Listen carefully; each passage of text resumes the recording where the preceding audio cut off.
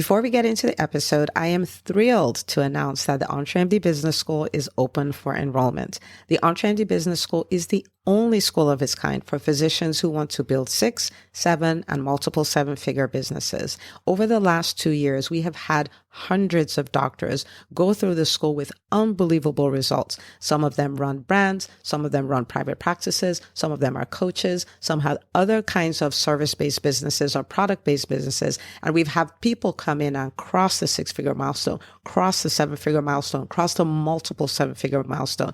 You will be in a place where you'll get the coaching, the community, the accountability that you need to thrive as an entrepreneur, especially in the times that we're in. So maybe you've been following me for a while. Maybe you've been getting so much out of the EntreMD podcast and you've been wondering, how can I work with Dr. Una and the community more? Well, this is your chance. Come join us in the EntreMD Business School. It is application only. So go to entremd.com/business to turn in your application. I cannot tell you how many doctors have made statements like this.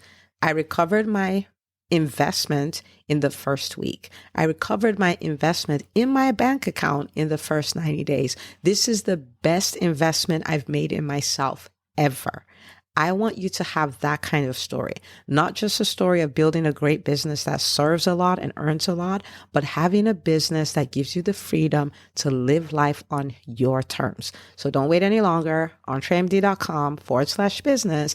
And now for the episode.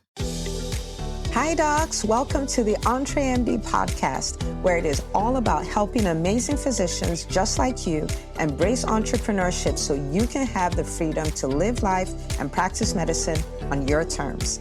I'm your host, Dr. Una. Hi, everybody. Welcome back to the EntreMD Podcast.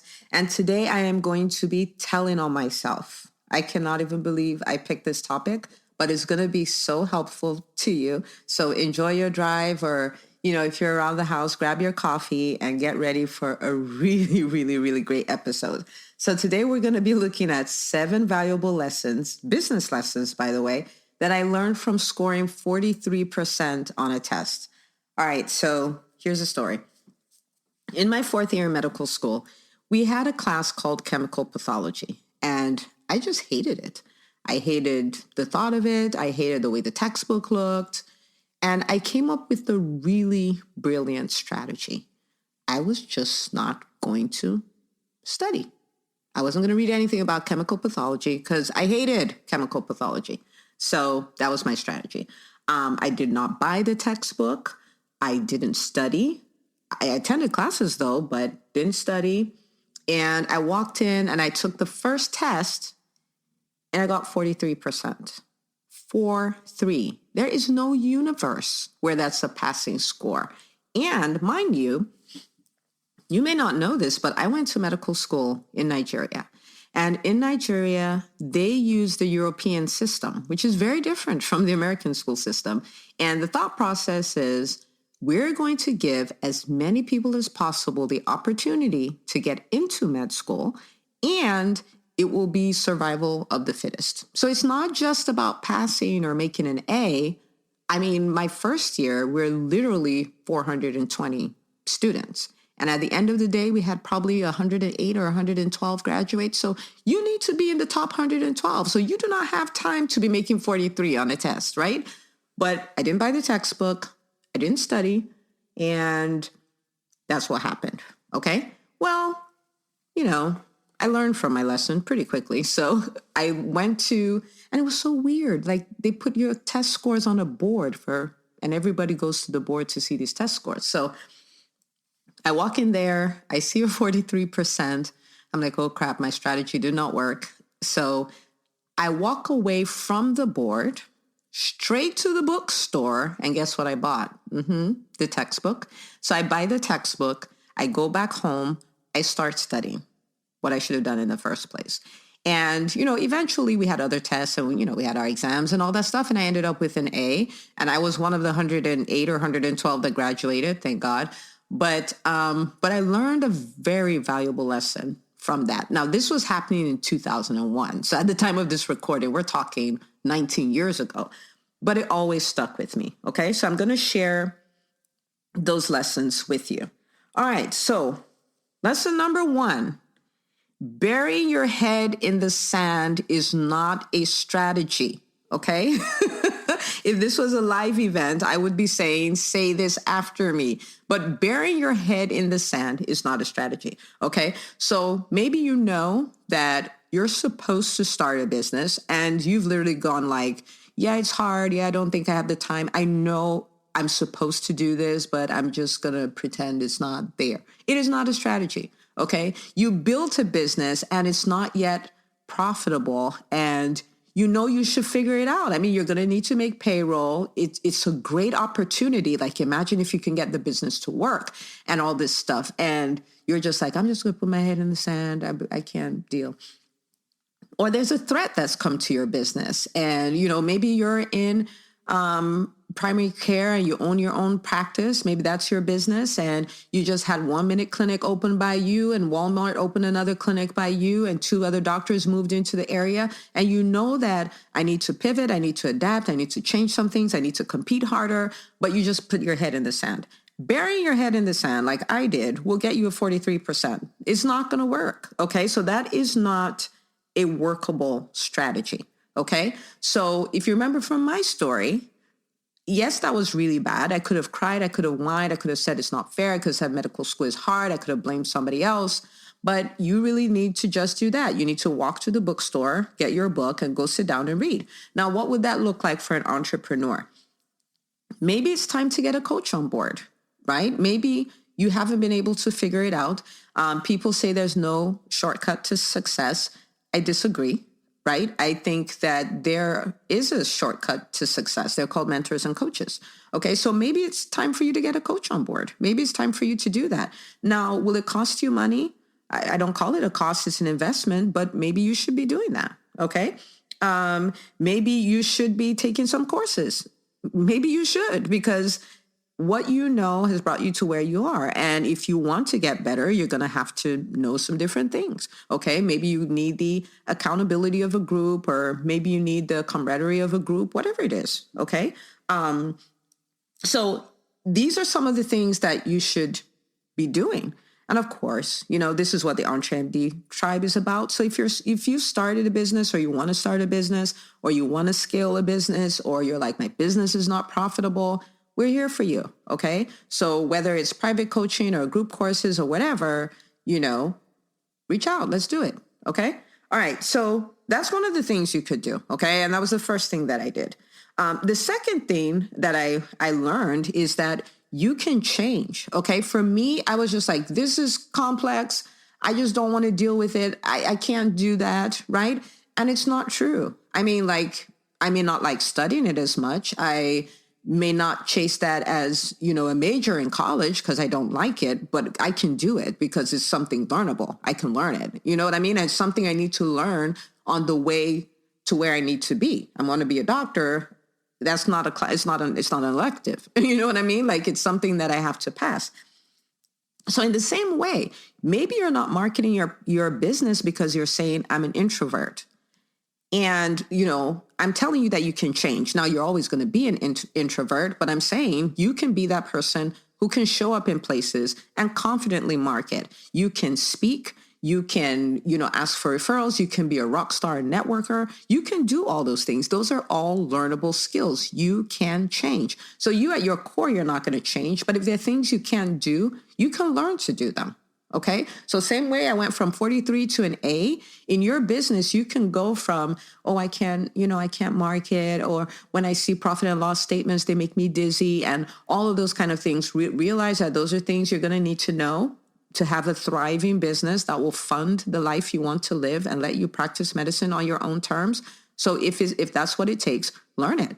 Okay. You can change. You can change. You can learn new skills. You can be great at things that you suck at right now. No biggie. All right. So that was the second lesson. The third lesson, hard work does not kill. Okay. So I want you to think about it. So maybe somebody else started off with a 73 or, you know, an 83 or whatever. I was starting off with a 43. Right. And so I had to make up for all the work I didn't do before the first test and include all the work for the next test. So what did I have to do? I had to buckle down and study really hard, okay? And work really hard. And, now it's 19 years later. I mean, I don't remember the feeling of how hard I had to work. All I know is that I have an A. You know what I'm saying? And in the same way, the work you're doing now, by the time it's time to reap the rewards of it, you're not going to remember in that kind of way. Like, you'll remember you worked hard, but you're not going to remember the pain or any of those kind of things. So hard work doesn't kill. So what that means is, don't know if this happened to you or happens to you, but I remember when I first started off as a physician entrepreneur, I'm thinking, I have spent over a decade, right, preparing to become a doctor, preparing to become a pediatrician. And I'm like, I'm kind of done with studying. I'm kind of done with hard work. I'm done with pulling all-nighters. I'm done with all that stuff. But when you become an entrepreneur, that is like a completely different career. And you're going to have to work hard at it. You're going to have to work hard at learning stuff. You're going to have to work hard at, doing other things like, marketing and looking at accounting and hiring and firing and all this other stuff. So it's going to be a lot of work, especially in the beginning. But the truth of the matter is, if you will do it, then you don't have to work as hard. Do you see what I'm saying? Like, but in the beginning, I've seen people who are like, yeah, I'm so sick and tired of working these long days, so I'm just going to start my own business. I'm like, no, that's not how that works. That's not how that works at all. And I did a podcast interview. I was a guest on the Financial Residency podcast with Ryan. Really great podcast, by the way. And he said that entrepreneurs are crazy. And I agree. But entrepreneurs are crazy, that they're the only people who would quit their 40-hour work week so they can work 70 hours a week. And that's the truth, especially in the beginning. The truth of the matter is, as you do all that, it gets better. You learn better. You learn to leverage your time better. And you can then choose to work 2 days a week, or you can choose to take 2 months off or 3 months off or whatever you want to do. But in the beginning, you're going to have to do the work. Okay. So I learned hard work does not kill. The fourth thing I learned not to compare.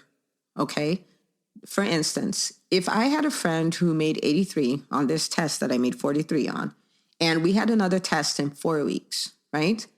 That person may be studying for 30 minutes or an hour a day or whatever, because for the first 4-week block, they studied and got an 83. So they mastered that content. And now they're just working on the extra 4-week, to prepare for the second test.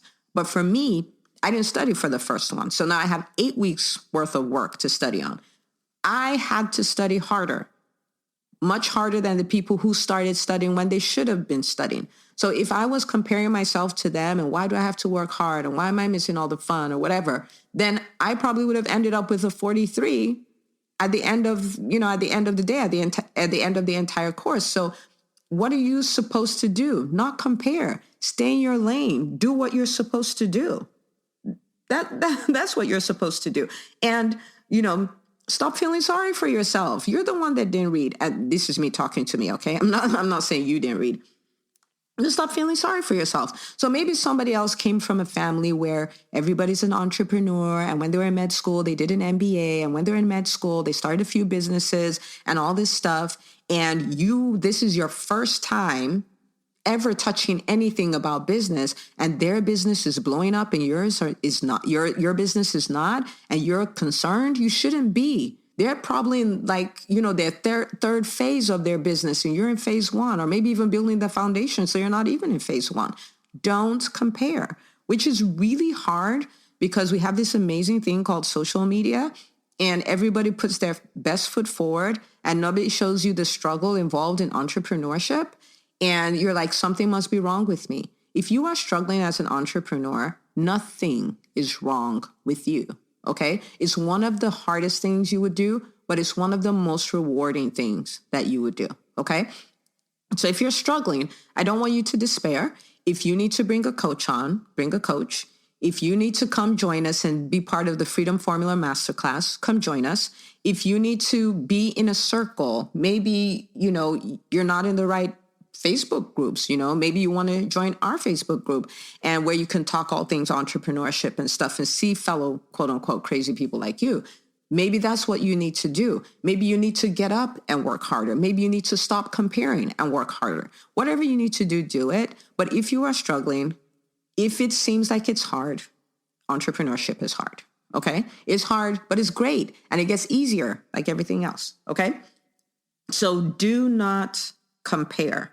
Stay in your lane and do your work. Okay?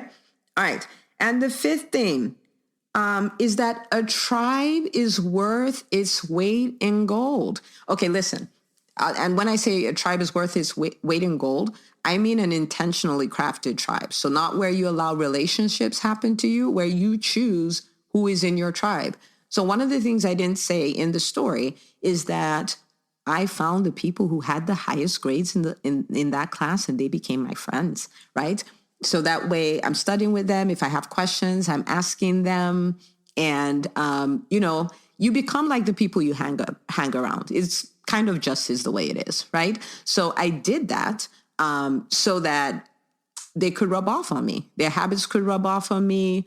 I had people I could ask questions to constantly. I could go study with them. I could be in discussions with them. It was just great. Okay. So if you are an entrepreneur, then you need to have a tribe of entrepreneurs. And I talk about tribes a lot, and I won't go too deep into it. But when you think about tribes, there are three kinds of people you should have there.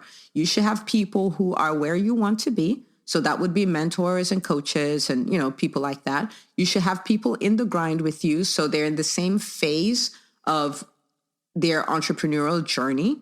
So, maybe all startups, or you've all built it to 6 figures and you're trying to scale to 7 figures, like stuff like that. But you need people who are like your colleagues. And then you also need people who are like mentees. So people who look at you like, oh my gosh, like you're like the smartest entrepreneur and I don't know what I'm doing. People you can help. And some people like, I don't know anything, so I can't help anybody. But I need you to listen though. I have 4 children, and my 11-year-old was 15 months old when I had my second kid. Okay. And she didn't know how to be a mother. She didn't know how to feed a kid. But if his little hat fell off, she knew to pick it up, right? And hand it to me like baby hat, right? She knew to do that. And she knew to hand me his socks. She knew to get him diapers if I asked her to go get diapers. So you may not know everything, but you know something to help somebody. And the best time to start helping somebody is once you've learned one thing. And that's really the truth. So if you are listening to this podcast and there's somebody you can help, if the only thing you can do is tell them, oh my gosh, you should be listening to this podcast. Whatever you've learned, teach somebody. Okay. So as an entrepreneur, you need all these 3, right? But in the context of this conversation, mentors and coaches, you need to seek them out. A lot of successful people, they truly want to help people, right? So you see somebody who's doing a kind of business that you're doing, ask them questions. Ask them if you can take them out to lunch. Sometimes they don't have time, but if they have time, they'll make out the time, and ask questions and prepare for the meeting and implement what they tell you to do, right? Because their time is really valuable, and there's nothing as rewarding as seeing somebody who meets with you and then comes back a week or 2 later and said, oh my God, you said this and I did this and this is what happened. That's like a mentor's high. Okay. So you want to seek out mentors and you want to seek out coaches. Okay. The money I've invested in coaching has been some of the best money that I've spent as an entrepreneur. So you want to invest in that to make you better. So if you are scoring the proverbial 43% in any area of your business, I hope this helps show you that you can change that. Okay. That doesn't need to be permanent. Same way I made an A, you can make an A as well. Okay. So remember the lessons. Burying your head in the sand is not a strategy. That's number 1. Number 2, you can change. Number 3, hard work does not kill. Okay. Number 4, don't compare. And then number 5, your tribe is worth its weight in gold. So build your tribe. Okay.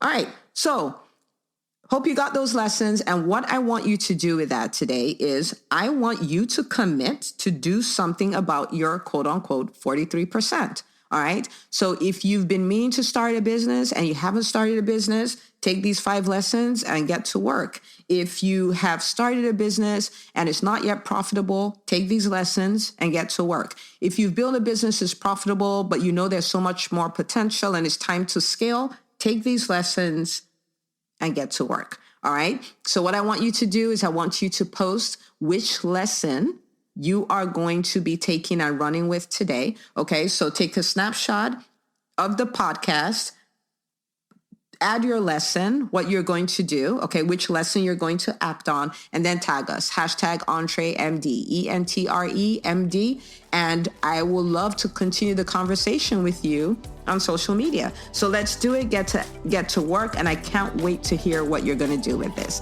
I will see you next week.